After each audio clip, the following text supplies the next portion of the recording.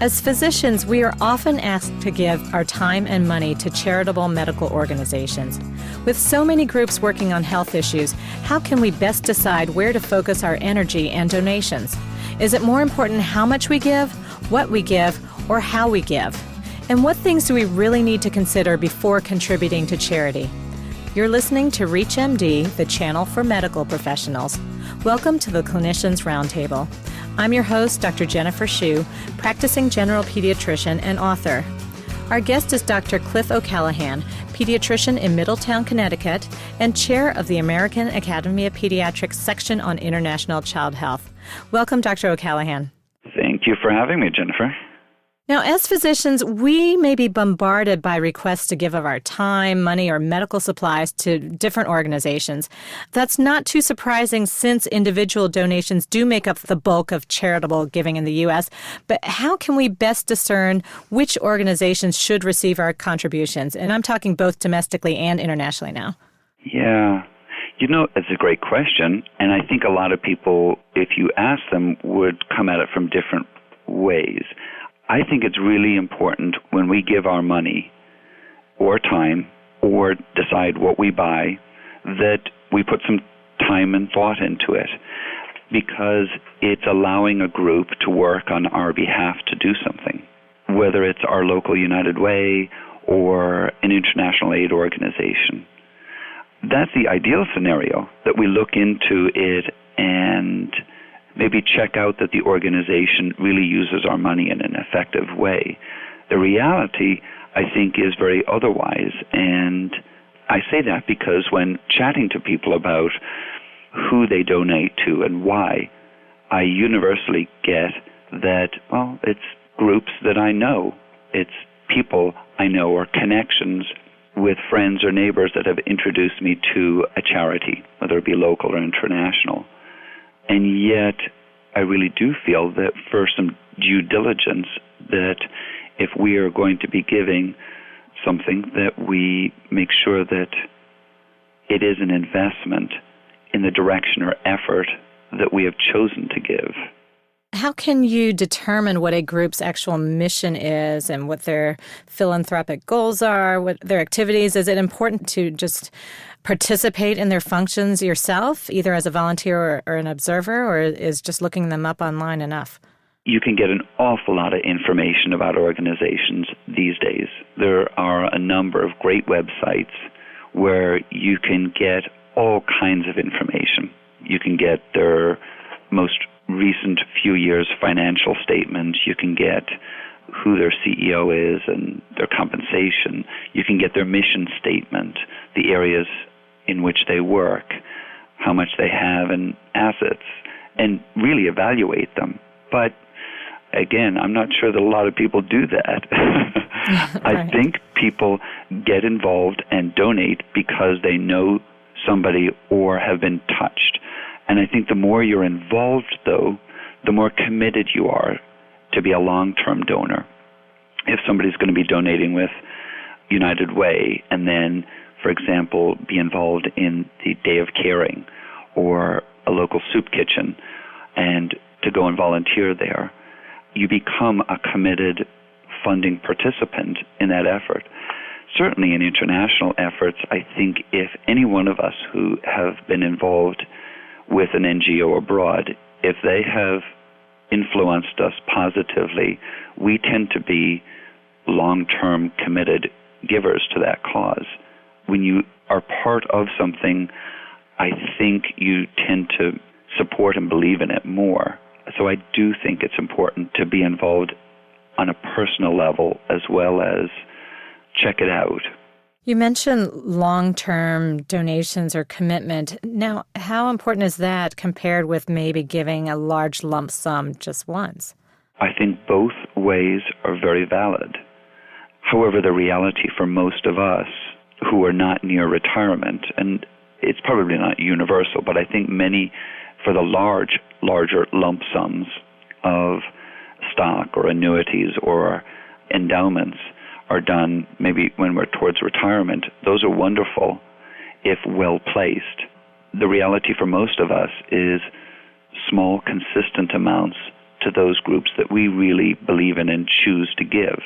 And that's what lends a group an ability to function, to have some security that, okay, we have this cadre of committed funders, and therefore our ability to plan for the next year can be a bit more stable. From a recipient point of view, from somebody who has worked within the NGO, to know that there are constant, stable funders allows you to work with a bit more confidence, knowing that next year you can do what you are doing with people this year. Now, as an NGO, is it important to have the lowest overhead expenses possible? I know people look at the ratio of, the percent spending that actually goes to the program. Yeah. The ratio, I think, for an NGO, it's important if they wish to attract funders, because what it says is that the fees, the salaries that they're paying themselves and to run the office is not a significant portion of the donations that we give. There are standards at the CharityWatch.org. They say, okay, it's acceptable that at least 60% of revenue is spent on programming. However, good programs, organizations should be spending more than 75% on the programs and not on administrative costs. And then there's the issue of how much do they spend in order to raise $100. For every $100, do they spend $5 or $25 or $50? And I think that's another effective way of looking at an organization. Is there a percentage that's considered acceptable for the costs of fundraising? Well, at some of the places, it's a level of below $35 to raise $100 is acceptable. Although, in my mind, and for many, in order to get an A rating, you really should be spending less than $25 to raise $100. And I think some good organizations can do it for less. If you've just joined us, you're listening to the Clinicians Roundtable on ReachMD, the channel for medical professionals.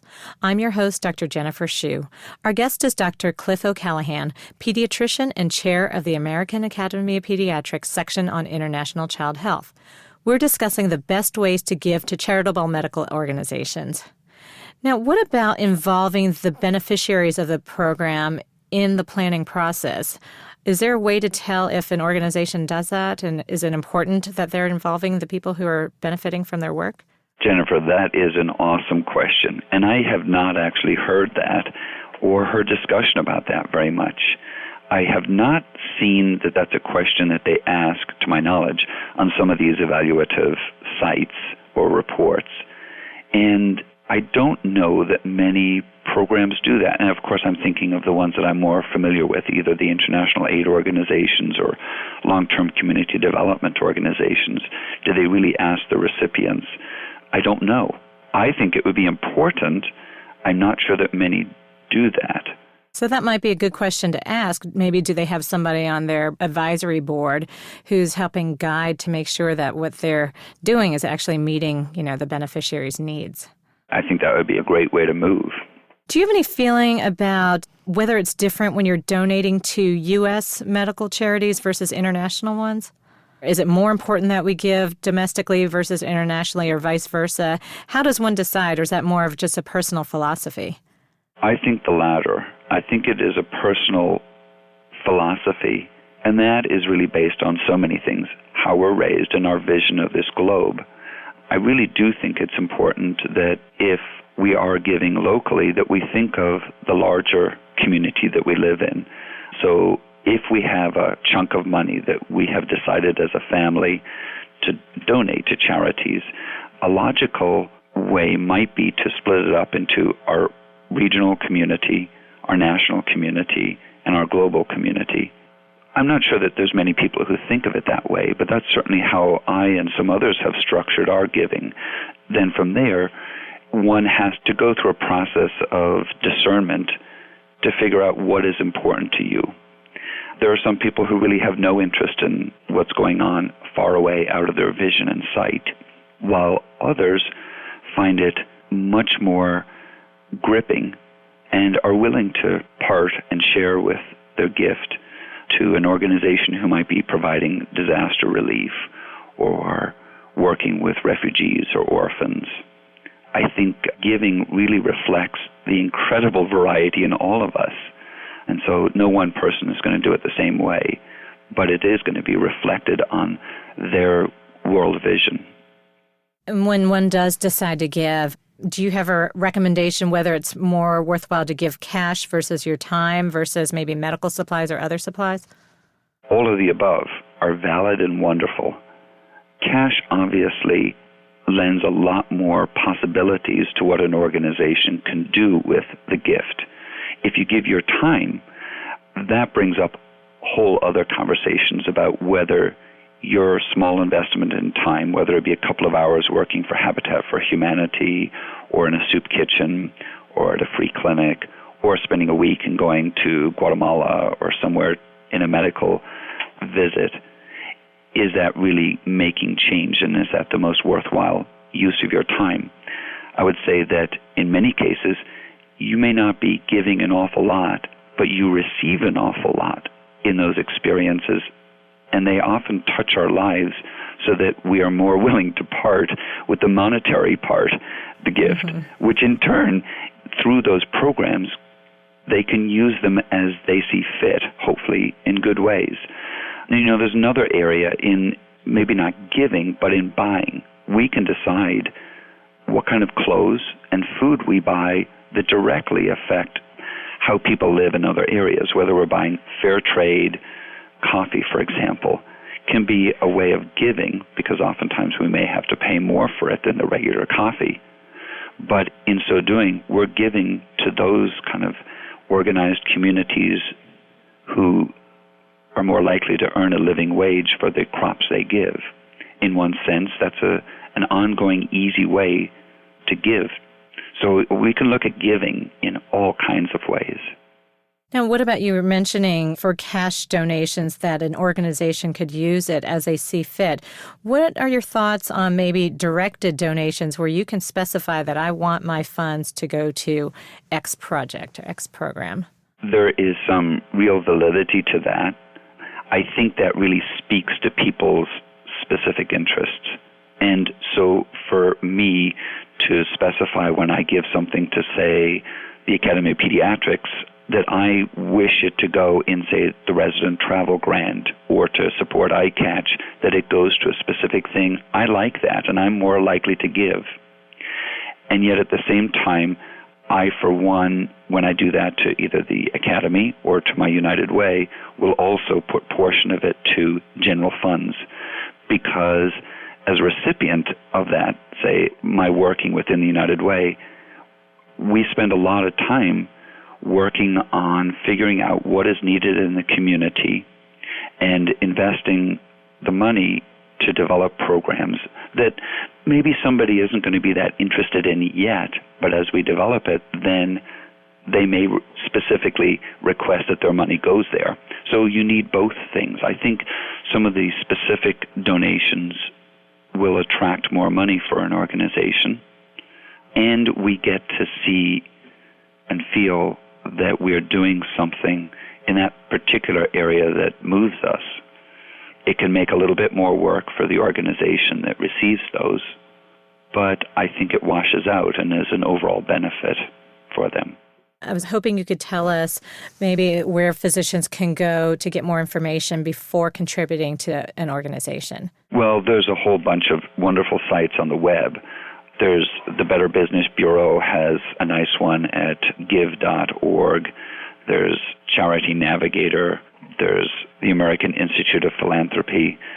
We have those sites listed on, for example, the section of international health on our website. We have those listed in one of our books, but I think a simple search on the web will get you to these sites also. And they're very easy to navigate. I think our local United Ways have nice publications that they put out towards the end of the year that help us try to figure out the rationale for giving things other than cash. So there's lots of information out there. I'd like to thank our guest, Dr. Cliff O'Callaghan. We've been discussing the best ways to give to charitable medical organizations. I'm Dr. Jennifer Hsu. You've been listening to the Clinicians Roundtable on ReachMD, the channel for medical professionals. please visit our website at reachmd.com, which features on-demand podcasts of our entire library. Thank you for listening.